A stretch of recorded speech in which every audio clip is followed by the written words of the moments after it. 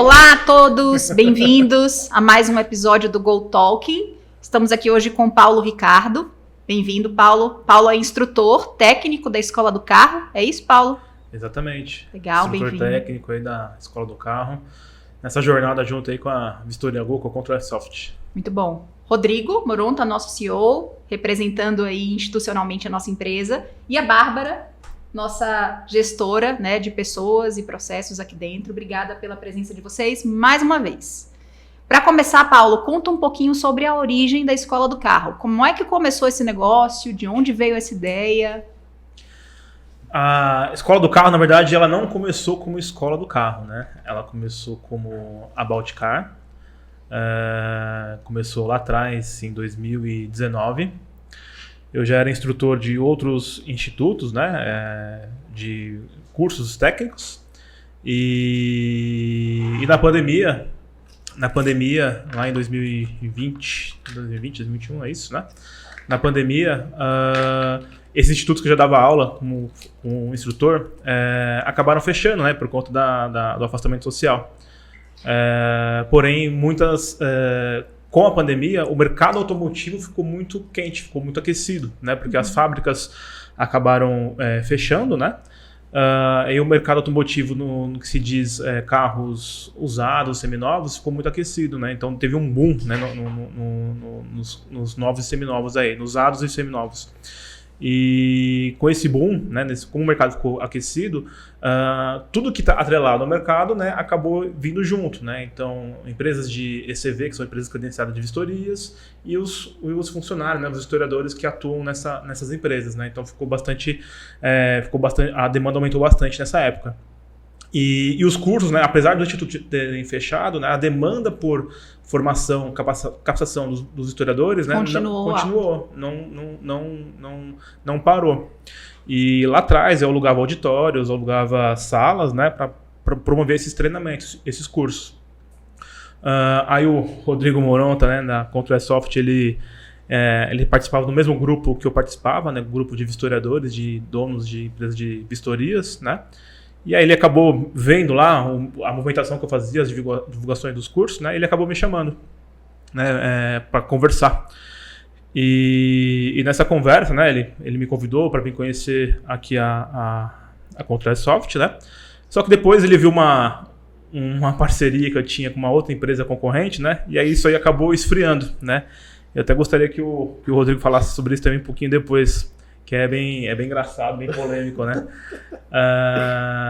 E depois a gente começou a trocar informações, né? Teve bastante sinergia com o Rodrigo, né? Eu fiz alguns eventos, workshops, seminários, né? E aí ele apoiou a About Car naquele momento. E depois a intenção do Rodrigo já era ter um curso, né? Um treinamento aqui voltado também para a empresa da Control Soft, né? Para fazer juntar e unir com o ecossistema.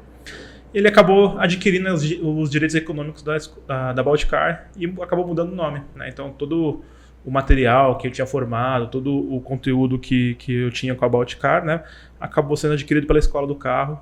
E aí o Rodrigo poderia comentar um pouquinho também dessa parte aí, né?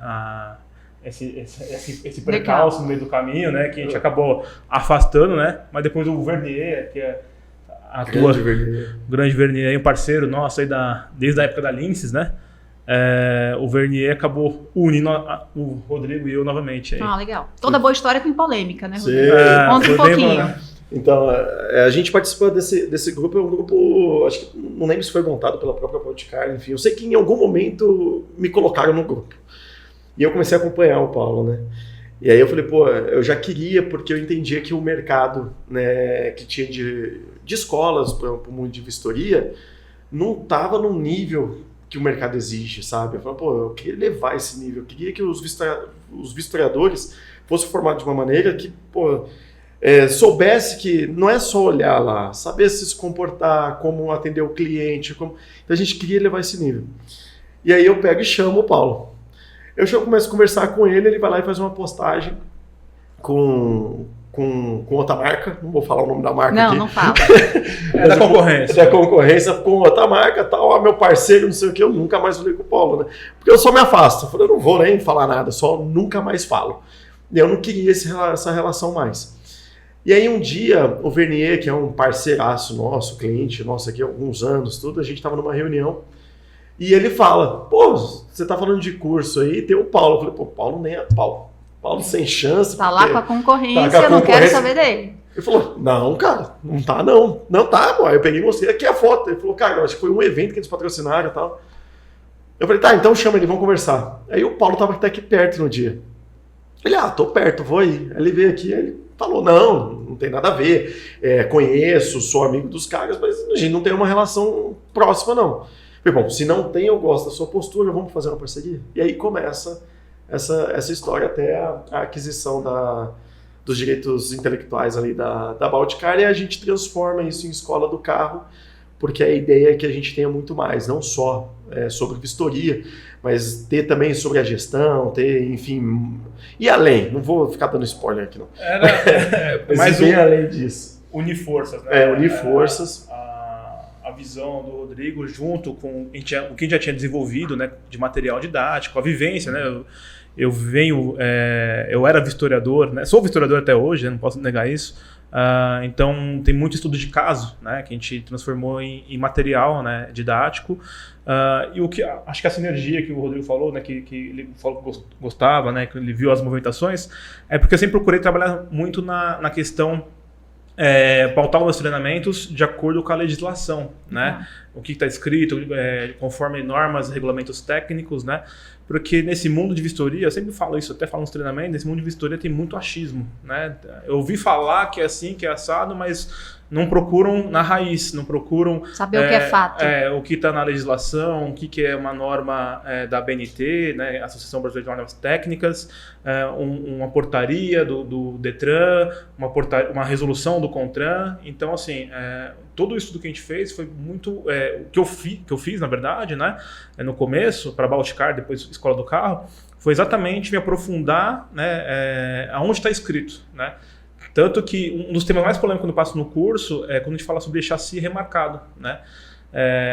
O mercado tem a prática de colocar aquela sigla REM, né, de remarcado no chassi remarcado, só que aquilo não existe de fato, né? Que lá foi, um falou para o outro, foi falando para o outro e acabou sendo instituído isso, né? O poder do boca a boca. Foi instituído isso, mas que não está escrito em lugar nenhum. Que não tem vazamento em regulamento técnico nenhum. Tanto que é um ponto alto nos cursos é quando eu falo sobre o chassi remarcado, né? Que eu também só descobri, eu como historiador, eu só descobri quando eu vi um certo. Que aquele certo, para mim, se passou como errado. Nossa. E aí eu fui, peraí, antes de eu reprovar, porque eu tô achando que tá errado, deixa eu me aprofundar aqui e ver se realmente tá certo ou tá errado. E aí foi quando eu descobri que estava errado a sigla REM, né? E tem uma outra forma que não vou entrar no caso porque é coisa técnica, né? Muito mais aprofundado. Então, assim, foi vivenciando isso na prática que eu vi que, pô, tem muita coisa errada. Então, já que eu me propus a ser um instrutor, pegar a fonte, pegar a raiz, normas, resoluções, etc. E essas resoluções mudam, desculpa, Bá. Elas mudam, né? Essas resoluções, essas normas. Então, a ideia é estar sempre atualizando esse material didático. Uma coisa que eu tenho rotineiro é estar sempre abrindo o site do CONTRAN, do Detran, e vendo se tem novas resoluções, novas portarias, justamente também para abastecer os nossos grupos, né? Eu tenho vários grupos de ex-alunos, né, historiadores, que a gente está sempre abastecendo. Eles conhecem as informações. Mudou uma portaria, mudou uma resolução. Realmente, está sempre mudando. A todo momento saem portarias, resoluções novas. Legal. Eu ia falar que não que eu estou querendo puxar a sardinha para o nosso lado, mas hoje, Rafa, a gente não tem concorrente. Eu não enxergo um concorrente para a gente. Diante de tudo que o Paulo fala, diante de toda a metodologia que a gente vai falar daqui a pouco. Essa é a minha próxima pergunta. O que a gente tem de diferente na metodologia e no nosso modo de fazer que destaca a Escola do Carro em relação aos outros competidores, digamos? Uma coisa que a gente está fazendo, e a Bárbara está capitaneando, vou deixar até ela falar sobre isso aí, nós tivemos a preocupação de entender como que um adulto precisa aprender tudo. Então, a gente não está tirando nada da cabeça, né? Existe um método chamado andragogia, e a gente está trazendo isso para esse mundo. Vou deixar a Bárbara tocar isso. A pedagogia é a forma de educar as crianças, a andragogia é a forma de fazer com que os adultos aprendam da melhor forma possível. Quer saber, gente, não tem tanta diferença assim. Se você pegar uma sala de aula, um professor só explicando a legislação, que nem o Paulo falou, coisa que, sinceramente, por isso que eu te falo do concorrente, Rafa, nós não temos. Os concorrentes não têm por quê? Já estou falando Posso falar isso, gente? Tudo bem? É muito grande. Pode, não. Não, É pra falar a verdade. Se é a verdade, Sim. pode falar. Eu estou próximo ao Rodrigo também, com a operação, com o pessoal do agendamento, a gente recebe muitos vistoriadores. Alguns são formados com a gente, outros não. E alguns vêm com um certificado, Rafa, que o certificado, o que ele aprendeu? Ele aprendeu a tirar foto. Fazer uma vistoria muito além disso, né, Paulo? Então, é muito... Eles fazem um curso de fotografia e já recebem o certificado de vistoriador. Então, fica muito aquém. É isso que a gente quer levar a régua do mercado. Por isso que a gente desenvolveu, está em processo, quase finalizando, a metodologia com a andragogia, né? Onde o aluno aprende com a prática. Se um professor chegar aqui e ficar falando sobre legislação, na hora esse aluno aprende 80%, e na hora que ele vai praticar, ele tem 15% daquele conteúdo. Se aquele professor ensina e dá um feedback, ele sai com 30%. Se aquele professor coloca o aluno na prática e vivendo ativamente a experiência, tanto da aprendizagem teórica quanto a prática, esse aluno ele sai com 80% de cognição e aprendizagem daquele conteúdo. Então é isso que a gente traz, né, Paulo? A gente traz toda a parte teórica com uma metodologia ativa, onde o Paulo traz exemplos práticos. A gente tem conversas dinâmicas, coloca o aluno. E aí, quando acontecer isso, o que você faz? De uma maneira muito lúdica, é muito gostoso fazer o curso do Paulo. E a partir disso, a gente tem os carros e o aluno vai na prática, vai fazer uma vistoria com tudo que ele aprendeu no curso. Por isso que é bem diferenciado. E o Paulo é perito, né? Então, assim... Isso faz toda a diferença. O conhecimento que tem, a vivência que ele tem, poucos profissionais conseguem. Então, ele já defendeu causas em juizado, ele sabe muito o que ele está fazendo. E, assim, não só defendeu, como ganhou várias, né? Conta um pouco aí. Pessoal, então elevando aqui a expectativa aqui, né? O Paulo aqui. Vamos lá. Assim, Rafaela, quando se propõe a fazer uma coisa, né, eu penso dessa forma, né, eu me proponho a ser o melhor, né, mas não ser melhor que alguém, e sempre ser melhor para alguém. Se eu procuro ser o melhor marido, eu vou entregar o melhor para minha esposa. Se eu procuro ser o melhor pai, eu vou entregar o melhor para meus filhos. Se eu procuro ser o melhor instrutor, eu vou entregar o melhor para meus alunos, tá? Então, esse é o raciocínio que eu tenho. E por um acaso, eu acabei entrando no mundo jurídico, né, não foi uma projeção de carreira que eu tinha, né? Acabaram me colocando no mundo jurídico e hoje também sou perito forense e assistente técnico judicial, né? Na esfera jurídica, então atuando em casos. E todos os casos que eu participei até hoje, como o Rodrigo acabou de mencionar aí, né? Todos os casos aí foram, o juiz julgou como procedente de acordo com as conclusões técnicas que eu coloquei no processo, né? Então aí eu tô que nem o Mike Tyson na época boa, né? Só nocaute, né? O que faz um perito forense, Paulo? Explica para quem não sabe. Forense, né? Forense é que está atrelado ao fórum, né? O fórum, os fóruns, os tribunais. E o pessoal acha que é um CSI, né? Que forense, acha que vai chegar quando com lupa, luz negra, né? Perito existe em várias áreas, né? Esse que o Rodrigo está falando, né? É o perito de cena de crime, né? Então ele vai investigar lá, ele vai fazer análise para fazer uma conclusão técnica através da cena do crime. Então coloca luz negra, vai ver balística, né? Se for um crime com arma de fogo, né? Então tem toda essa investigação. O perito forense que eu atuo é na área automotiva, né? Então eu ajudo o juiz, né? O perito ele sempre trabalha de forma imparcial, ele vai só elucidar os casos, os fatos, né? Então ele vai pegar o caso, vai elucidar, ó, é isso aqui, juiz. Aí o juiz vai decidir, né? E todos os casos que eu atuei até hoje, né, foram procedentes para as conclusões técnicas que eu apresentei. Então por isso que a gente tá indo bem nessa área também. O que costuma acontecer nesses casos? Os mais comuns são para penhora, né? A pessoa faleceu, não fez um inventário, né? Não fez um testamento, e aí a família entra na justiça para penhorar os bens, né? Se nesses bens tem veículos, né? Aí o juiz quer saber duas coisas do veículo. Primeira coisa, se o veículo é lícito ou ilícito, né? Se o veículo não está adulterado ou se o veículo é original, né? Se ele é original ou está adulterado. Então é a mesma coisa com a vistoria, identificar o número de chassi, número de motor, gravação do vídeo, etiqueta, placa, lacre, etc. E a segunda coisa que o juiz quer saber, né, é o valor do bem, o valor do veículo, tá? E aí a gente sugere para o juiz, ó, tirando aqui a depreciação do veículo, sugerimos o preço de tal, né? Então, todas as conclusões que eu fiz, nenhum juiz questionou, nenhuma família questionou, acataram, né, o preço que a gente deu para o veículo. Isso acontece também em dissolução de união estável, né? Se tem veículos no casamento, e aí o juiz vai decidir com quem fica ou se vai penhorar, e aí ele quer saber se o veículo também é lícito ou ilícito e o valor. Processo trabalhista, enfim. Eu estou com um caso agora, que eu peguei semana passada, uma questão de vício retibitório, né? O famoso vício oculto. Uma mulher comprou um carro da Jeep, né? E aí o carro acabou tendo um problema no motor, e aí ela está entrando com uma ação contra um fabricante do veículo por conta da garantia do veículo, etc. E aí eu entrei como assistente agora, nesse caso eu estou como assistente. O que o assistente faz? Ele elabora os quesitos técnicos para que o perito, né, responda. E aí, como assistente, a gente traz isso para tentar o perito fazer com que ele responda os quesitos, né, de uma forma que seja mais favorável para a parte, né, em questão. Então, assim, tudo que envolve o processo, que envolve o veículo, né, eu estou lá cadastrado no Tribunal de Justiça de São Paulo, né, como auxiliar da justiça ativo, e aí o juiz vai ver lá as minhas especialidades, né, que eu tenho, né, na área automotiva, e ele pode nomear. Uma coisa que é bem legal nesse mundo jurídico é que, uma vez que o juiz confia no seu trabalho, ele está sempre chamando você, né? Então, ele não procura mais, vou procurar um perito automotivo aqui, já tenho contato o Paulo, já nomeio o Paulo no processo. Então, isso aqui é muito bacana.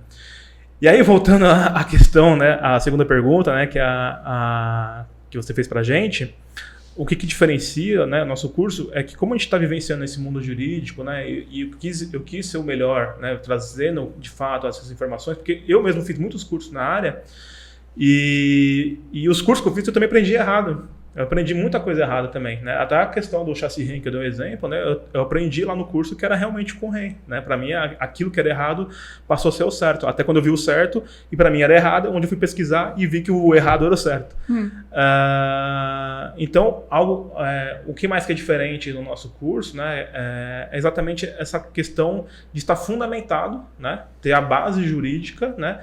Então, o que os nossos alunos aprendem no nosso curso, eles estão embasados realmente na parte jurídica, né? Nas normas, regulamentos técnicos, é um diferencial.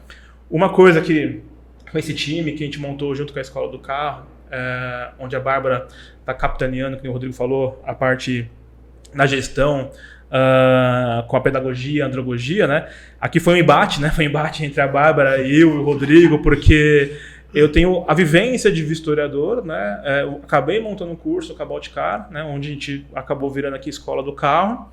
E aí, para deixar o negócio mais profissional, mais estruturado, deixar melhor, até com a visão do Rodrigo também, a gente acabou entrando para trazer o lado pedagógico da coisa, o lado andragógico da coisa, né? E foi onde a gente teve alguns embates, né? Porque eu acabei me destacando, né, como a Bárbara falou, como instrutor, porque eu vim desse mundo, né? Então eu tenho muito estudo de carro, tenho muita vivência. Prática, né? Você muita tem a prática, né? E eu me coloco muito na situação do vistoriador. Né? Tem os empresários, né, os donos de empresa de vistoria, contratam um curso, colocam lá o vistoriador lá para fazer o curso, mas eu me coloco muito no lado deles. Então eu sou mais despojado em sala de aula, né? Eu tenho uma linguagem mais branca, apesar de ser um conteúdo bem técnico, bem fundamentado na parte jurídica, eu tenho um linguajar bem mais, como posso dizer? Didático, né? Fácil de entender. Didático e assim, mais informal, né? Tá. Vou deixar mais tranquilo aqui para não entrar em outra polêmica, né? eu deixo a linguagem do curso bem informal, né? Então assim, eles acabam aprendendo e eu acabo entrando na linguagem deles. Por isso que foi um embate nessa parte da andragogia, pedagogia, né? Porque a forma que eu fazia o curso, que a Bárbara assistiu o curso, Paulo, tem que melhorar isso, Paulo, tem que melhorar isso, eu sei que a maioria, né, são pessoas jovens, sei lá, mas pode ter um empresário, né, a gente tem que melhorar essas questões. Foi onde a gente teve mais os embates, né, Bárbara, aí, as nossas polêmicas aí, pra gente acertar isso, deixar realmente o curso mais profissional. Para que tipo de público? Quem é o público que faz o curso da Escola do Carro? O público é muito variado, né,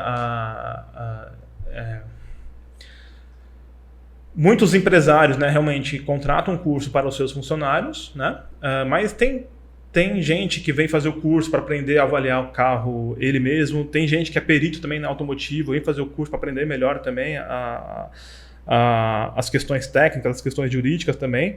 Então, no meu curso, com certeza, a maioria são funcionários vistoriadores, né? A maioria é funcionários vistoriadores, mas eu já treinei, já instruí os donos de empresa, eu já instruí outros peritos, já instruí engenheiros, né?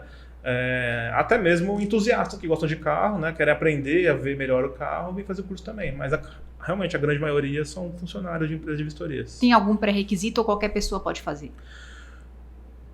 Como a gente procura fazer sempre o curso de forma embasada, né? O que o Detran exige é que seja no mínimo 16 anos de idade, né? E que esteja concluído o ensino fundamental. E tem que ter habilitação, tem que ser habilitado. Ou não precisa? Não. Só que tem um contraponto. Por quê? Porque para você se credenciar no Detran, precisa ter o curso, tem que ter o certificado. Só que só se credencia no Detran com antecedentes criminais e só tira após os 18. Então pode fazer o curso, o treinamento pode fazer, né? A partir dos 16. A partir dos 16 anos, mas só se cadastra no Detran, quem for atuar em ICV, né? 18. A partir dos 18 por conta do antecedentes criminais. E o curso não é só para empresas credenciadas de vistoria, né? Você pode, como ele falou, ou você pode ser entusiasta e ter esse tipo de curiosidade, né? Para aprender a fazer e olhar o carro com mais detalhe. Ou você pode trabalhar também no mundo de vistoria cautelar, desmobilização, constatação, enfim. É um número gigante de tipo de vistoria automotiva que pode ser feita. Então, ele poder fazer aos 16 não quer dizer que necessariamente ele vai ter que estar cadastrado no Detran. Existe essa confusão, né? As pessoas acham que porque eu estou fazendo isso, automaticamente tem que ir para o Detran. Não precisa. Minas, por exemplo, Minas agora que está com esse CV lá, e a gente atua lá há anos. Porque existem empresas de vistoria que nem fazem laudo de transferência, fazem outros tipos de laudo automotivo, e essas pessoas podem fazer e trabalhar nesse tipo de empresa. Por exemplo, ou ser um autônomo, buscar seu mercado de trabalho por si só. Isso também é possível. Tem muita gente que busca uma renda extra também, Rafa. Eu ia falar sobre isso agora. Além da parte prática e da metodologia, a gente fala muito sobre empreender, né? Que a escola prepara você para ser um empreendedor. De que forma? Então, dessa forma, como o Rodrigo acabou de dizer, né? Nem sempre você precisa fazer o curso, ou melhor, você queira fazer o curso para estar numa ECV como funcionário, tá? Eu mesmo já tive empresa de vistoria em 2012 até 2017, né? Eu tive empresa de vistoria e eu comecei sozinho. Eu comecei atendendo vistoria prévia, né, para seguradoras financeiras e locadoras de veículo, fazendo desmobilização e mobilização de frota. Comecei sozinho, fui colocando gente para trabalhar junto comigo e chegou um ponto que minha empresa, no auge da empresa, eu tive 19 vistoriadores trabalhando comigo. Então, a questão de empreender é isso, porque para tudo que for fazer referente ao veículo, precisa de uma vistoria. Porém, a única vistoria que é regulamentada é a vistoria do Detran, a vistoria de transferência, que o caráter da transferência é de propriedade ou de domicílio. A ocasião da vistoria é de transferência de propriedade ou domicílio. Porém, tem vistoria prévia para seguradora, né, para financiamento, né, você vai colocar seguro no carro, tem a vistoria. Hoje, a maioria das seguradoras está fazendo uma auto-vistoria, né, o próprio proponente do seguro, ele baixa um link, né, com o smartphone dele e faz uma auto-vistoria, só que ela é bem superficial, né, ela não é aprofundada. Para financiamento de veículos, né? Muitas empresas contratam a vistoria cautelar para fazer a vistoria de financiamento, para saber, a gente chama de vistoria de constatação de bem. É para constatar o bem, porque o banco vai te liberar um dinheiro para aquele veículo, só que ele quer saber se realmente aquele veículo existe. E se ele existe, se ele é lícito ou ilícito, né? Então tem que saber se no chassi e tal, etc. Então tem a vistoria para financiamento. Vistoria para desmobilização de frota, né? Então as locadoras de veículos estão renovando a frota. E muitos veículos podem estar locados para outras empresas, né? Muito comum a gente ver aí esses veículos que são alugados para telefonia, né? Empresas de telefonia. Então esses veículos são alugados, quando são devolvidos para a locadora, tem que passar por uma vistoria. Então tudo envolve vistoria, só que essas vistorias que essas empresas precisam fazer, elas acabam terceirizando para outras empresas. E essas empresas acabam contratando prestadores para atender, que é o caso da Vistoria Go, né? Então, um exemplo, né? Pode falar aqui, Rodrigo, de alguns clientes seu aqui, que a gente tem conhecimento? Pode. Um exemplo aqui, a Localiza, né? A Localiza é um cliente da Vistoria Go. Então, a Localiza precisa fazer algumas vistorias de desmobilização de frota. Então, ela sabe que a empresa Vistoria Go faz parte do grupo, né? Atende essa demanda, aí o Rodrigo ele centraliza essa demanda e dispara para os prestadores. Então, se a pessoa quer empreender nessa área, né? Eu, desde que comecei nessa área, em 2008, né, que eu trabalho com vistoria, eu nunca fiquei desempregado, tá? Eu sempre fiquei atuante nas crises da própria crise de 2008, 2015. Cresceu na pandemia, inclusive, né? Na pandemia cresceu demais. Eu nunca fiquei parado, estou sempre fazendo vistoria. O que mudou, né, foi o tipo de vistoria que eu fui fazendo, né? Hoje estou na esfera jurídica, que é uma área muito boa também. A parte jurídica, né, também é uma vistoria, também dá para empreender, você se cadastra no tribunal, né, vai ter que emitir nota, igual qualquer outra empresa, né, e você faz esse serviço pro tribunal. Então, a parte de empreender, para o mercado automotivo, isso eu falo como experiência própria, né, nunca ficar parado, né, então para quem quer realmente empreender na área, como a Bárbara disse, né, a gente vê muita gente aí que faz o curso, pega aquele certificado de correia, né? Mas aprendeu, na verdade, apenas quais são as fotos que precisa, né? E não é por aí. Então, no curso aqui a gente ensina realmente como você pode também, caminhos, você pode empreender, né? E também a parte técnica do que você está tirando aquela foto, né? Porque é mais que uma foto, né? Não é só tirar uma foto, tem que tirar uma boa foto sim, mas tem que analisar o que está fazendo. Então... Paulo, antes de passar para a próxima pergunta, eu vou fazer uma pausa para a gente fazer um break, chamar as pessoas que estão assistindo a gente agora, que tiverem interesse, inclusive, para fazer dessa profissão, né, disso uma profissão, vai aparecer em algum lugar por aqui, né, Lucas? Um QR Code para você conhecer o nosso site da Escola do Carro, entender quando serão as próximas turmas e, quem sabe, aproveitar esse conhecimento e encontrar uma nova profissão. Legal. Boa. E vou aproveitar o gancho, se inscreva no canal, assina, compartilha, o que mais tem que fazer? Curte. Falar com o ou não curte, vai lá no dislike também, só fala aí, comenta pra gente saber o que vocês estão achando, gente. Eu vou falar que nem um canal que eu sigo, que é a Linhagem Geek, né? Lá o Gabriel fala assim, ó, faz o triplo C, né? Curte, comenta e compartilha. Boa, é uma das coisas também que o ser humano, e aí eu não lembro mais porquê, ele grava tudo que é 3, cara. Tudo é 3 em 3, né? Então, por isso que ele deve falar isso daí, né? Isso aí tá na maçonaria. Tá na maçonaria também. Isso aí. Gente, deixa eu só fazer um parênteses do que o Paulo falou. Nós não contratamos vistoriadores. É bom a gente... Posso só fazer um adendo? Porque às vezes as pessoas, eu sinto que ainda tem dúvida do que a gente faz, do que é o produto vistoriador. Então, posso dar um exemplo lúdico? Sim. Então, por exemplo, nosso grande cliente, que é a Localiza, por exemplo, compra 500 carros a nível Brasil.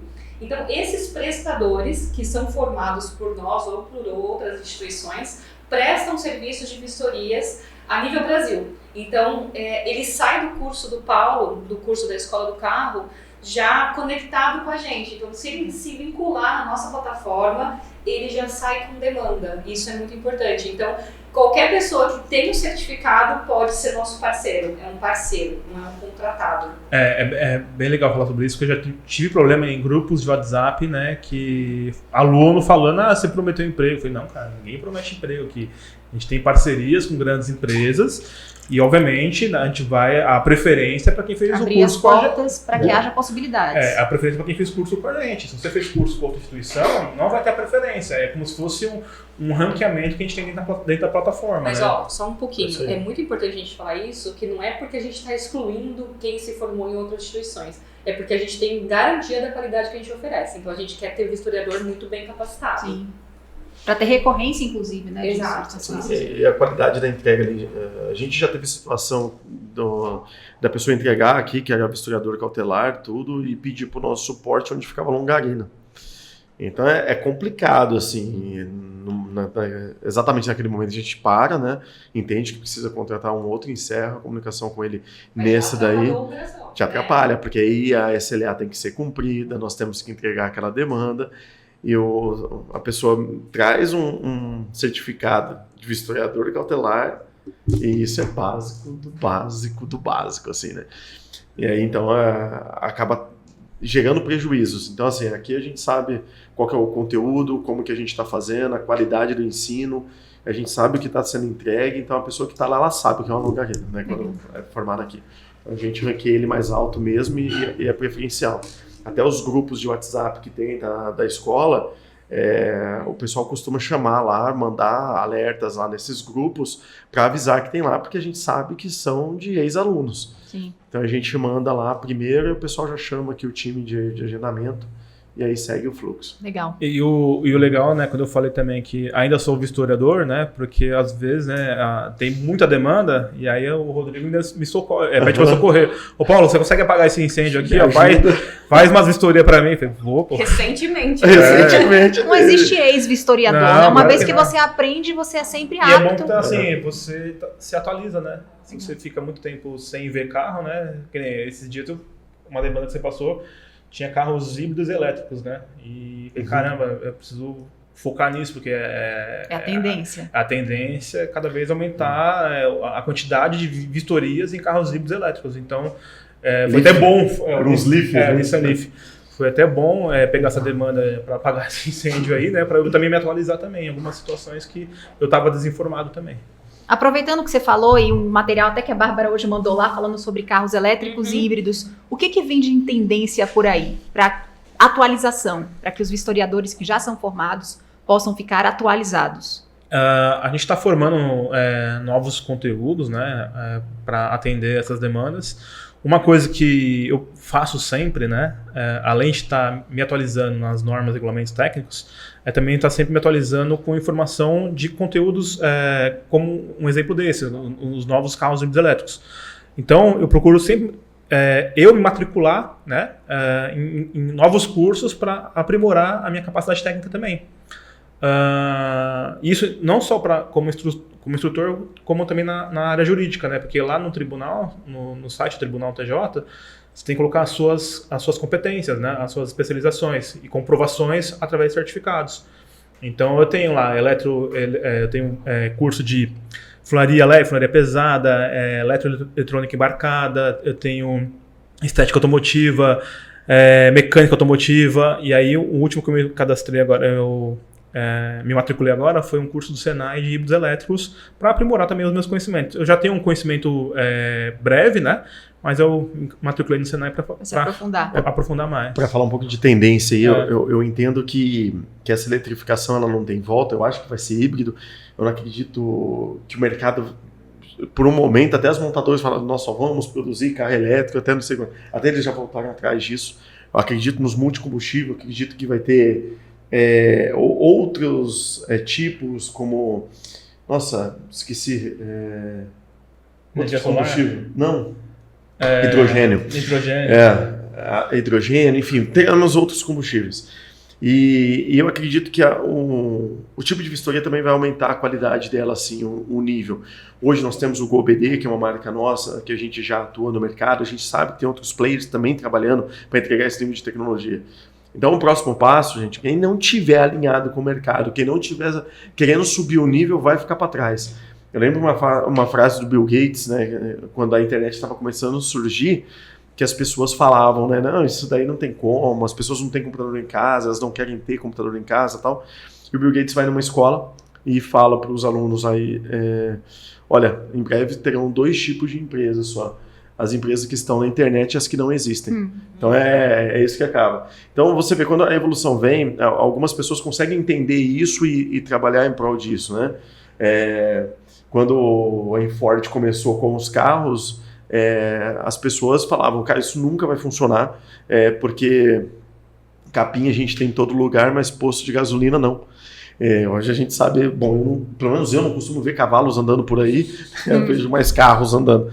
Então, assim, o que eu estou tentando falar não tem como a gente deixar a parte eletrônica de fora, não tem como. A vistoria que nasceu em 92, no próximo ano não vai ser mais a mesma. 2025 começa uma mudança muito forte, isso já está acontecendo, já tem grandes grupos utilizando a tecnologia com leitura eletrônica. Aqui em São Paulo, já tem em Goiás, já tem no Nordeste, e isso vai acontecer em todo o mercado. Caminho sem volta. É um caminho sem volta. A eletrificação vistoriadores, peritos que não souberem atuar com isso, vai estar fora de mercado. A chance da gente não ter um carro híbrido, pelo menos nos próximos anos, é muito pequena. Pô, é uma coisa que vai levar nos próximos 10, 15 anos? Sim, é uma coisa. Mas se você não começar a se preparar agora, até disso você vai ficar fora. Se você não estiver preocupado com vistoria eletrônica, você vai ficar fora de mercado. Não vai acontecer. A gente está conversando com uma montadora. Eu não vou falar se é a maior do mundo, mas eu acho que é a maior do mundo. Então. A maior é a Toyota. A maior é a Toyota, a segunda é a BYD. Mas de grupo. Não, você falou montadora. A maior é a Toyota, a BYD, a segunda. É um grupo que tem várias marcas. Spoiler. Spoiler. Aí depois todo mundo pensa aí o que é. Mas ele tem várias marcas. E a gente está conversando com eles e nós apresentamos o GoVD e eles falaram, pô, isso daí é essencial para a gente. Então, assim, já tá lá. Então agora nós estamos evoluindo, já estamos numa fase de proposta, de entrega de proposta. Como que isso vai funcionar? É o caminho sem volta. Se eles começarem a pedir, automaticamente as concessionárias vão pedir. É o cliente que eu te passei? Não. Todo mundo está curioso agora. Vocês estão levantando uma polêmica. Eu preciso assinar o contrato, depois eu falo. Mas, no próximo podcast, no próximo podcast eu falo. Aproveitando isso aí, eu acabei indicando também um cliente para a Contrasoft aí, também para atender as demandas, né? E uma coisa que a gente fez na reunião que o CEO perguntou pra gente lá a gente também não fechou, né? Não fechou o contrato eles, né? Fechou, não pode falar. Spoiler também. Uma coisa que ele deixou bem claro, né? Que é o nosso maior problema. É sempre a pecinha atrás da vistoria, né? Que é o ser humano, que é o vistoriador, né? Uma coisa que deixou bem claro lá. Na nossa reunião, né? Qual que é a forma que eu consigo blindar, né, do vistoriador não ser corrompível? Cara. Ser humano. A gente traz a tecnologia para tentar fazer isso. Né? É onde o Rodrigo falou, né? A vistoria cada vez mais eletrônica, né? A vistoria cada vez mais otimizada, né? E o vistoriador que não se evoluir, não se capacitar para isso, né? Vai ficar para fora, vai ficar de fora. Falando nisso, a gente tem um mercado cada vez mais técnico e exigente, inclusive a partir dessas características que vocês citam. O que um vistoriador precisa desenvolver para se destacar no setor? Que competências, que características, pensando no ser humano por trás da vistoria, o que ele precisa ter? Eu acho que a primeira coisa é a ética. A primeira coisa é incorruptível. Assim, ele tem que entender que ele é o terceiro de boa fé. Ele pode ter sido contratado por uma parte ou por outra parte, mas o trabalho dele é independente do que é. Ele está sendo contratado para falar aquilo que ele está vendo e não tendenciar nada. Eu fui contratado pelo vendedor, então não vou ver algumas coisas. Estou sendo contratado pelo comprador, então vou ver mais coisas. Até recentemente um amigo pessoal me ligou e falou, pô cara, eu preciso levar um carro, fui indicado pela concessionária a uma empresa, tem como você ligar lá só para falar, não é para falar nada errado, só para falar para eles também não procurar pelo em ovo, assim, né? Para ver exatamente aquilo que o carro é. Aí, no caso, eu conheci a empresa, liguei na empresa e tal, assim. Eu ainda falei para ele, cara, eu acho que não preciso, eu conheço a empresa top de linha. Assim. Mas eu vou ligar mesmo assim. Aí eu liguei, falei e tal, ele falou, não, vou entregar o que a gente sempre entrega. Eu falei, tá perfeito, é o que a gente está pedindo. Mas veja a preocupação que tem as pessoas, né? Como foi alguém que indicou, ele não tem aquela confiança. E para mim isso é culpa do próprio mercado. Ele não é bem instruído, não é bem treinado, aí ele vai lá e fala, pô, se eu não ver alguma coisa, o cara que está me contratando aqui não vai me contratar mais, ou ao contrário. Ele tem que entender que ele tem que ir lá fazer o trabalho dele e ir, porque se ele ficar fazendo isso como que é? Tendencionário, existe essa palavra? Tendencioso. Ser tendencioso para um lado ou para outro, ele estraga o mercado. Estragando o mercado, o futuro dele é que não vai existir mais esse tipo de mercado. Ele tem que ser contratado, ele tem que ir lá, se possível nem fala com ninguém. Qual é o carro? Faço, olha, vou mandar no seu e-mail, vou mandar no seu WhatsApp o laudo, a vistoria, né? A gente não pode ficar falando laudo. Vou mandar a vistoria no seu WhatsApp, no seu e-mail, mas não tem que dar satisfação. Tem que ser aquilo que ele viu. E ponto. Essa é a principal característica. Então, ética, ser ético, eu acho que é o principal ponto. Eu concordo plenamente, a principal característica tem que ser a ética, né? E gostar de veículo, né? Se você não gosta de veículo, você vai estar no lugar errado. Nem começa. E assim, não pode ter nojo, né? Achar que não vai se sujar, a mão de graxa. A mão na massa, literalmente. Na massa, na graxa, no óleo. Rasgar roupa. Vai queimar a mão no motor, muito motor vai queimar a mão. Mas essa questão de ética, eu tenho muita dificuldade em sala de aula. Porque assim, falando sobre o Detran, né, a vistoria de transferência,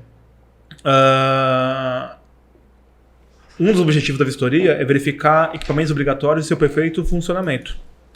E é tolerância zero, tá? Como assim? Uma lâmpada queimada, né? Uma lâmpada queimada da luz de freio é questão de reprova para o Detran. Uhum.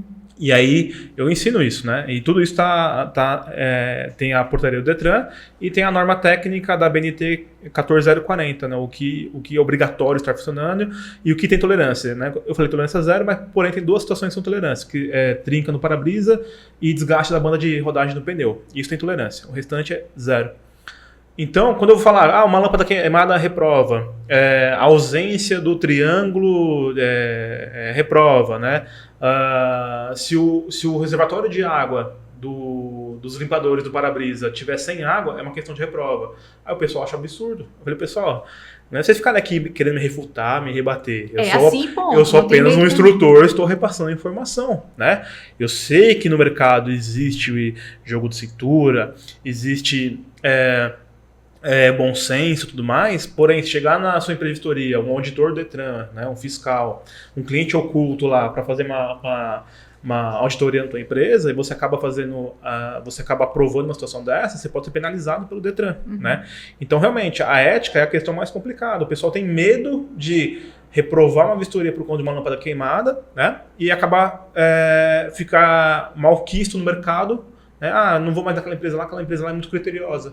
Não é que ela é criteriosa, é porque ela faz o correto. Se todo mundo fizesse o correto, um dia não tem para onde fugir, mas sempre tem um que acaba sendo tendencioso, acaba afrouxando, né? Acaba afrouxando as regras, os critérios para acabar mantendo a clientela, né? Eles acham que vão perder o cliente, né? Ô Paulo, deixa eu fazer um parênteses aqui.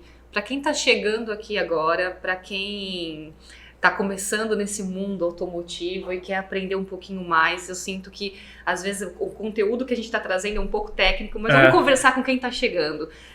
Explica para o nosso internauta que não conhece muito o mundo automotivo, qual a diferença de uma vistoria cautelar e uma vistoria de transferência? Quando o cliente vai fazer a vistoria e ele tem uma reprova por conta da lâmpada queimada, ele tem 30 dias para aqui em São Paulo, tá? Cada estado tem um prazo. Aqui em São Paulo, ele tem 30 dias corridos para voltar na mesma empresa com um problema sanado para ter uma vistoria aprovada, né? Corrigir o problema, a vistoria é feita novamente e tendo sanado o problema, aprovado, sem custo para o cliente. Então, por que eu coloco na posição do vistoriador do empresário também? Porque eu já fui. Pô, se eu reprovar essa lâmpada queimada, ele vai ter que voltar aqui na minha empresa para fazer a vistoria completa novamente, de novo, né, daquela vistoria, né, daquele veículo, apenas para sanar aquele problema. Já vou provar aqui mesmo para não ter que voltar, para não ter retrabalho. Então, se colocando na posição do vistoriador da empresa, é um retrabalho que eles vão ter, né, se eles forem criteriosos da forma que tem que ser, é uma vistoria que eles vão fazer novamente, que não gera recurso, não gera renda para eles. Então, pensando nisso, né, a gente também é muito atuante no mercado, a gente procura estar participando dos conselhos, etc. Eu venho escrevendo um parecer técnico para entrar com uma petição junto ao Detran, né, para que a revistoria seja paga. Né? Se tiver um problema no seu carro, você vai ser reprovado, você volta em 30 dias, mas vai ter que pagar de novo. Então, se a vistoria, porque quando mexe no bolso, né, aí dói mais, né? Se a revistoria for paga, eu tenho certeza que todas as empresas vão ter mais capricho na vistoria para achar os defeitos, porque aquele veículo vai gerar 2 faturamentos. O primeiro da reprova e o segundo para sanar o problema. Então a gente vem escrevendo esse parecer técnico aí para entrar com essa petição junto ao Detran para que a vistoria seja paga. Mesmo que para corrigir o problema seja paga novamente. Que aí vai ter mais capricho para ser criterioso, né? Muito bom. Respondendo a pergunta da Bárbara, a diferença, né, das vistorias, né, do Detran e a cautelar, também o pessoal pergunta bastante em sala de aula. A cautelar, como o próprio nome sugere, cautela, né, é uma vistoria de pré-compra, né? É uma vistoria que, ao meu ver, né, a vistoria cautelar ela não é regulamentada, tá? Ela não existe uma regulamentação para isso. Ainda? Eu também não vejo que seja... Eu não gostaria, mas ainda... Mas eu acho que, Rodrigo, não seria regulamentado tão facilmente. Por quê? Um vistorador, para fazer uma vistoria cautelar regulamentada, o que teria que ser regulamentado primeiro? Quem repara o veículo, né? E o mercado de reparação automotiva é infinitamente maior que o mercado de vistoria. Então, para você regulamentar a vistoria cautelar, você deveria regulamentar primeiro o quê? As oficinas. Regulamentar as oficinas, cara, independente do governo que esteja, né, se é de direita, de esquerda, né, independente do governo que esteja, nenhum governante quer desemprego. E aí, por mais que venha uma regulamentação das oficinas, cara, mais de metade fecha. Porque não tem estrutura para regulamentação. Então, vamos aproveitar que existe uma vertente forte em Minas e estamos trabalhando nisso lá, que para mim é uma atrocidade que está acontecendo. Mas tem uma PL lá circulando, onde fala que a associação, eu não lembro o nome da associação, depois, Lucas, me cobra isso daí que eu te passo, e aí você coloca na descrição. A associação de veículos, lá de revendedores de veículo, que vai falar quais são, o que é que tem que ser visto numa vistoria cautelar. A primeira pergunta que eu fiz, eu achei interessantíssima que vocês colocaram. E aí você vai perguntar para a pessoa que vai ser auditada o que eu preciso auditar nela. Pô, sensacional, vocês são gênio, né? É complicado. Como que eu vou falar para ela, o que eu tenho que olhar no carro para saber se o carro é bom? Pro cara que eu vou olhar o carro, ele vai falar, cara, faz o seguinte, olha a borracha, a qualidade da borracha do pneu. O dia que você conseguir medir isso, daí você pode falar se o carro é bom ou não. Ele não sabe o que vai vir. Como que uma pessoa que está sendo auditada vai falar para o auditor o que ele tem que ver? Faz sentido? Para mim também não. Mas isso, o controle está com você. Desculpa, gente. Vamos fazer polêmica aqui, ó. Eu sou a vítima, eu sou o juiz. É isso. Então, para mim, isso é uma atrocidade. Faz sentido. Eu tenho aqui a PL aqui, a gente está trabalhando, tentando ajudar com isso, para que isso não vá adiante, assim. Ou que vá, mas de uma maneira melhor feita. Não, mas dessa forma que você está falando, dessa PL, estão descartando totalmente o mercado reparador. Exato. Que é totalmente... Nem leva em conta. Então, porque... Nem leva em conta. Pois não faz sentido nenhum. Mas é por isso que eu estou falando. Nós estamos no Brasil. Quando a gente fala de... Não vai porque eles têm aqui, meu amigo. Eu já vi cada coisa esse país fazer. Então, assim... essa é mais uma coisa que está vindo, que é uma atrocidade que quem está legislando não tem ideia. Então, assim, tem muita gente boa, gente. Não quero generalizar, tem muita gente boa. Gosto de conversar com muita gente.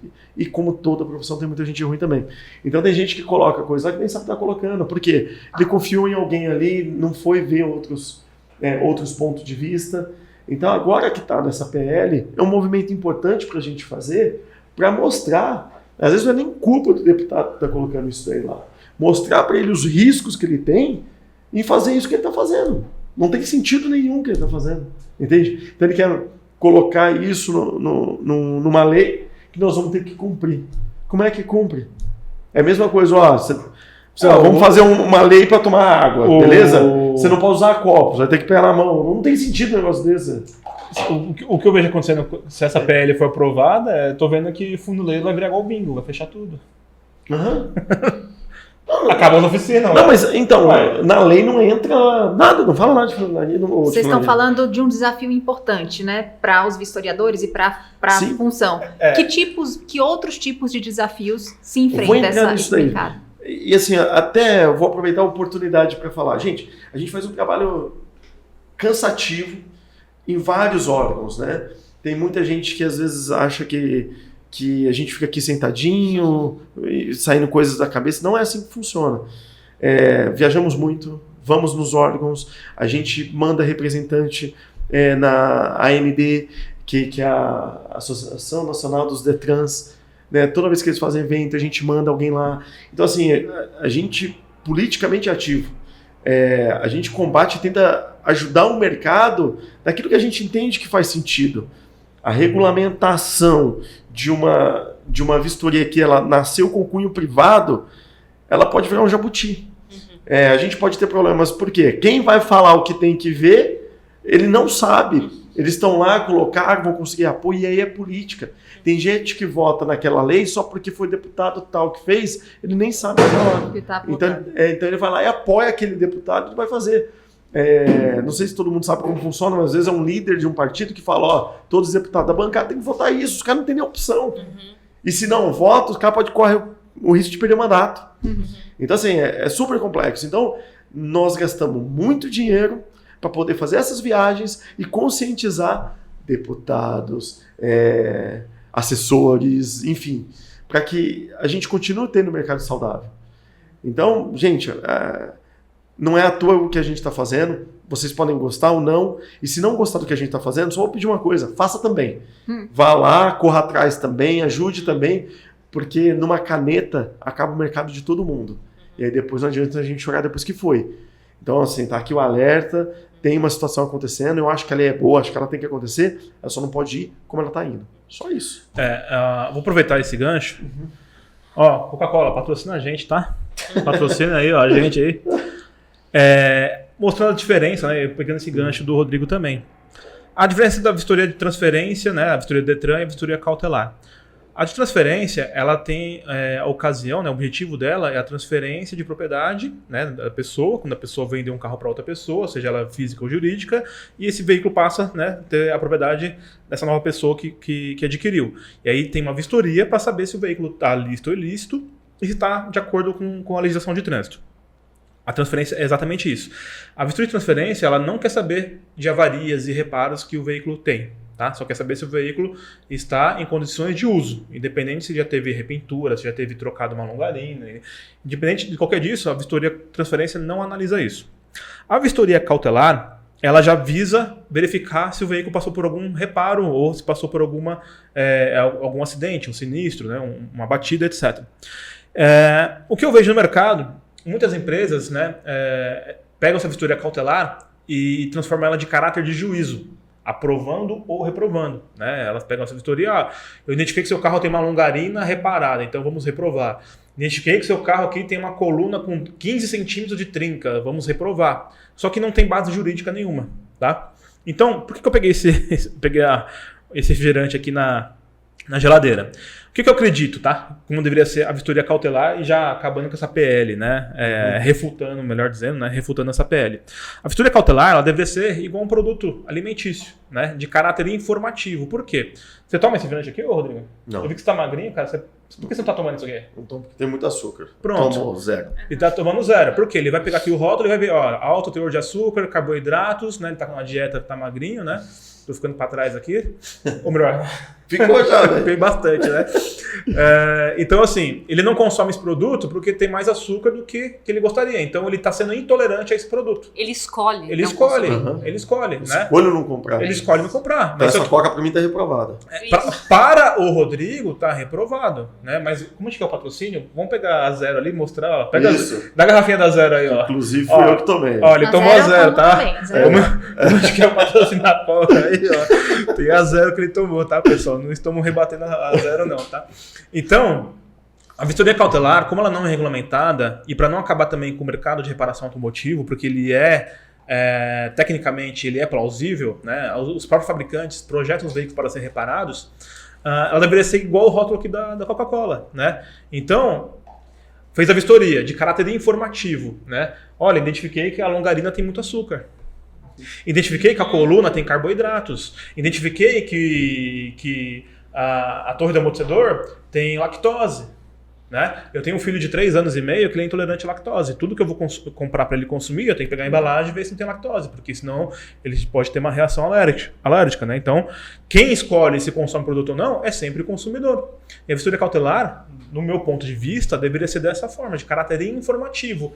O vistoriador vai identificar tudo que ele encontrou no veículo, os açúcares, as lactose, né? Ou melhor dizendo, os reparos, as avarias, o que foi feito no veículo, e informar para o cliente. Aí o cliente vai pegar lá a vistoria cautelar. Ele escolhe também. Pô, esse veículo aqui tem muito açúcar. Ah, eu não quero. O Rodrigo não quer. Como eu tô nem aí pro açúcar, eu quero. Né? Tá vendo? Eu preciso entrar nessa dieta aí também. Né? Tem todo tipo de cliente. Exatamente. Então, o poder de escolha é do consumidor. Então, para refutar essa PL e também para mostrar o que eu passo no curso, e também juntando com o mundo jurídico que eu venho participando, Eu vejo, eu estou participando de vários processos onde uma empresa teve um critério na vistoria de aprova e outra empresa um critério de reprova. E aí o juiz quer saber, porque o juiz entende de lei e a gente entende de carro. Ele quer entender se é procedente aquela reprova ou não, né? E a gente acaba mostrando para o juiz, né, que os veículos são projetados para ser reparados. Então a vistoria cautelar, se ela fosse de caráter informativo, né, e o cliente decide se consome ou não, seria o melhor dos mundos. E aqui a gente acabou, né, já explicando sobre a PL e a diferença das duas vistorias, como a Bárbara perguntou. Excelente. E é uma luta antiga nossa que a gente... Quanto a esse quesito, a gente bate muito a cabeça e pensamos de maneira igual, sabe? Não faz sentido, gente. Não faz sentido. Um carro que foi repintado. Nos Estados Unidos, eles mudam de carro todo final de semana a cor do carro, né? E aqui no Brasil, se você pinta o seu carro, perde valor. Não tem sentido. A gente fez até um produto recentemente que era você faz a validação da tinta, né? Eu sou indignado com isso. Tá bem pintado, cara. É tinta, né? Não sei que tenha massa, que tenha... Mas enfim, as pessoas preferem o carro todo riscado. Sei lá, alguém passou o risco lá, foi lá. Vamos supor, riscou tudo lá o carro lá. Quando você vem com o micrômetro lá, a camada vai estar legal. Aí o que vai para a vistoria é o quê? A medição do micrômetro. Tá legal. Aí você fala, não, tá legal. Aí você pega o carro tá riscado de fora a fora. Aí você pega um outro carro que é brilhando. O carro perfeito, você olha assim, mas foi repintado. Desvaloriza. Qual que tu escolhe? Eu escolho desvalorizado mesmo, mas pintado. Então, por que eu não vou? Eu acho Qual que é o problema? Então, assim, só as coisas. Mas é meu modo de ver, eu não quero impor minha opinião para nada. Posso né? acrescentar? Uhum. Eu não acho que é seu modo de ver, porque a gente tem a ONU aí, com os 17 objetivos organizacionais para serem atendidos em 2030, e um desses objetivos é a sustentabilidade. Então, o carro vai se tornar descartável do dia para a noite? Exato. Então, Excelente a ponto. gente briga para alcançar esses objetivos. Se o reparo foi bem feito, se tá tudo bem, gente. Tudo bem. Tudo tá bem. tudo bem. Aquele estudo que existe, o carro reparado, você já mostrou esse vídeo várias vezes, né? Um carro reparado tendo uma absorção tão bom quanto, né? Um carro original. E se eu não me engano, o reparado teve até notas maiores. Ficaram próximas. Ficaram próximas ali, né? Então, assim, se o reparo foi bem feito, tá tudo bem, gente. Uma analogia que eu faço nos treinamentos, né? Vou dar um exemplo aqui da sede aqui da Computersoft. Né? Antigamente não tinha esses banheiros aqui, né? Antigamente não tinha o escritório, né? Para fazer o escritório lá, precisou quebrar a coluna? Quebrou a coluna, fez parede nova, vendo as coisas, né? Uma bagunça. Para ficar melhor. Então, valorizou ou desvalorizou o imóvel? Valorizou. Porque no carro, se você faz um reparo, uma estrutura do carro vai desvalorizar, e sendo que num bem imóvel valoriza, porque num bem imóvel não valoriza. Faz sentido. Vamos lá. Não prejudica a segurança, né? Não estou querendo falar na questão de valorização, tá? Eu até acredito que depreciação deve ter realmente, porque se um carro que não tem reparo, né, realmente ele deve ter um valor um pouquinho melhor, assim. Mas não que esse reparo vai acabar reprovando ele para uma compra. Então, esses critérios de empresas que usam reprova ou não conforme, né, eu acho completamente... eles são parciais, né, eles são de caráter de juízo, né? E eles acabam tirando a decisão de compra do cliente. Né? Se o carro está bem reparado, o meu carro é reparado. O meu carro sofreu uma colisão no começo do ano, bateram no meu carro na lateral, acionei o seguro e fez o reparo. E meu carro ficou melhor do que antes para mim. Por quê? Mas eu acho que é uma crença do brasileiro isso também, né? Essa crença brasileira cultural, é aquele negócio. culturais. A gente teve o Douglas aqui e ele falou uma frase que é fantástica, que quando você sai de casa para comprar um carro seminovo, você sai o seguinte: quem vai me enganar menos?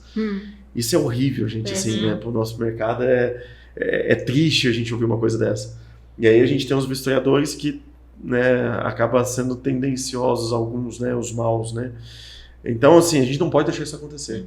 A pessoa tem que sair falando assim, tá tudo bem, eu vou sair para comprar, igual eu vou comprar uma água, eu vou ali em qualquer bar, compro, eu tenho a segurança que ela tá lá, tá tudo certo, eu confio naquilo. Quando a pessoa for comprar um carro, tem que ser do mesmo jeito.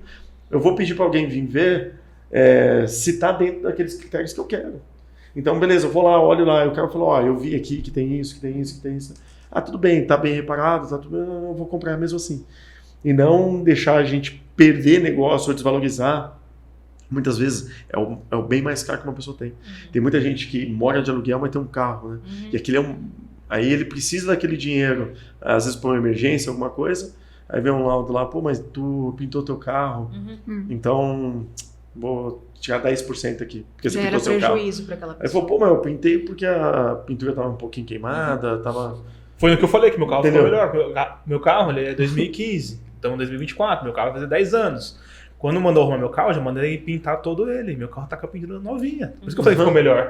Tá melhor, porque tá com verniz novo, tá com a tinta nova, verniz novo, tá tudo. Aí chega um carro do mesmo ano, mesma quilometragem, tá bom? Chega lá, Só que não tem repintura. não tem repintura. Mas tá com verniz queimado. Não, tá verniz queimado, já Eu tá... acho que a gente Vale vai mais ter que o meu.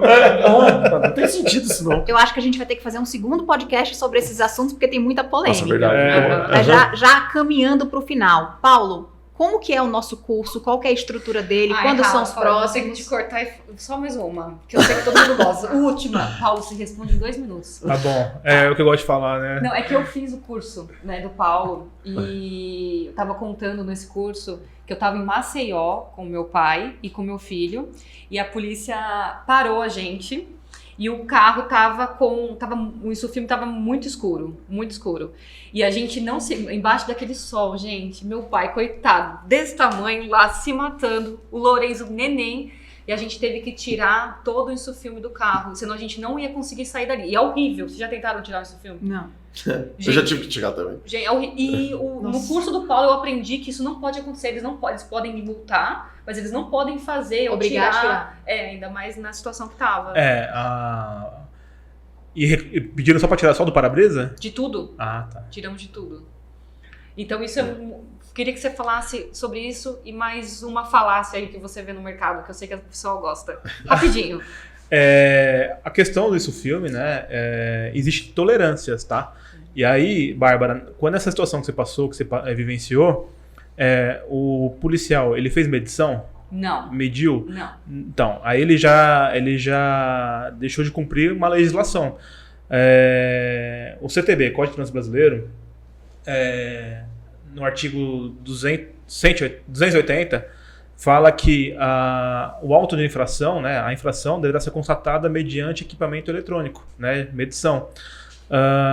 E não vale a fé pública do policial nesse momento. A fé pública do policial só vale quando não existe tolerâncias, né? Tem tolerância para passar no farol vermelho? Não. Então, se ele vê passar no farol vermelho, ele vai autuar. Né? O que existe tolerâncias, né? A rodovia é 120 por hora. Só que o policial não tem radar. E aí passou lá a Bárbara a 200 por hora, né? Ele vai ver assim, ó. Passou a 200, né? Tá muito rápido. Não, o que vai valer é o radar. Então, o que existe tolerâncias tem que ser aferido, né? Então, o policial não pode chegar, tem insufilme para-brisa, mas se tiver dentro da tolerância, ele tem que fazer a aferição para autuar sim ou não. Se tiver dentro da tolerância, não vai autuar. E se tiver fora a tolerância, vai autuar. Então, tem que ser medido, né? O artigo 280 do CTB fala sobre isso. O que mais? Se tiver fora da tolerância, a pessoa pode seguir com o carro? Aí foi um decreto que o Bolsonaro fez, né? Que o que puder corrigir do veículo naquele momento pode ser corrigido, né? Então, do veículo em geral, tá? Não é só do carro. Carro, moto, caminhão, etc.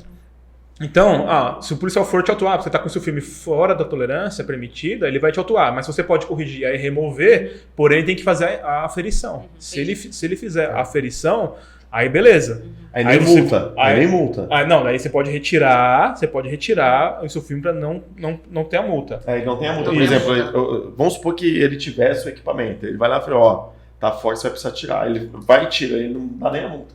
Exatamente. Perfeito. Tá? Okay. Ele pode ser corrigido. E outra coisa polêmica também são sobre o sistema de exaustão, né? Escapamento. O CTB fala pra gente que cano de escapamento de exaustão dupla, né? Cano duplo, dois canos no mesmo escapamento, ele não precisa de o defletor de temperatura, né? Então, moto que nem a Twister, que nem as motos custom, né? Eles têm um cano duplo, não precisa. Outra questão é os escapamentos esportivos, né? Escapamento esportivo. A gente vê muito na blitz policial, o policial querer recolher a motocicleta por conta do escapamento esportivo. Só que a lei permite. O que não permite é o barulho excessivo do escapamento. E aí já é uma resolução nem do CTB, é do CONAMA, Conselho Nacional de Meio Ambiente, que fala que o nível de decibéis do barulho da moto, né, só pode ultrapassar 3 decibéis a mais pelo declarado do fabricante. Se o fabricante declara 90 decibéis, o máximo permitido seria 93 decibéis. Só que o policial tem que pegar o decibelímetro e medir. Né? Ali viu lá, você tá com um escapamento esportivo, tá muito barulho, eu vou te multar. Não, você tem que medir para multar. Tem que ver se tá com os 3 decibéis a mais. Daí tem que usar o decibelímetro. O que tem tolerância tem que ser medido. O artigo 280 do CTB fala exatamente sobre isso. Tem que ser medido, aferido. Se não tiver aferido e medido, o pessoal tomar multa aí, né, sobre seu filme, escapamento esportivo, é só usar o recurso, né, o recurso da multa, né, artigo 280 do CTB. Por onde faz a inscrição, valores? É só procurar o comercial da escola do carro. A questão de valores é tudo no comercial. Agora tem um site, né? Agora tem um site. escoladocarro.com.br. Exato. Isso. Aí tem também Instagram. Pode procurar lá a gente. Vai deixar o contato direto aqui embaixo. Isso, eu vou pedir pro Lucas, nosso cameraman aí, o nosso cara da mesa aí. Deixar tudo na descrição. Colocar na descrição os contatos do WhatsApp, Instagram e tudo. A gente vai lançar Novidades. o SCV 2.0. É uma ideia que a gente vem trabalhando já há bastante tempo e a gente quer trazer de ponta a ponta. Desde o início ali, abrir SCV e agora o que eu faço, né? Então a gente quer mostrar e ajudar esses empreendedores a aumentar a lucratividade, rentabilidade, faturamento, enfim, expansão. É um curso bem bacana, vão ter mais ou menos 180 módulos, tá fantástico o curso e provavelmente não, 2025 ele vai ser lançado. Aguardem. Viremos com mais podcasts e mais informações. Isso aí. Obrigada, Paulo, pela presença, Obrigado. Rodrigo, Bárbara. Obrigada. E aguardem os próximos, que virá mais conteúdo de qualidade Isso por aí para E vocês. Rafa, o último podcast tu fez falta, viu? Tem que estar sempre aí. Só contar comigo. É, Me avisa isso aí. com antecedência, que estarei aqui. Fala Obrigada. bem amanhã, né? Sim, né? Obrigada, gente, pela Obrigada. presença de vocês e Valeu. até os próximos. Até, gente. Valeu, gente.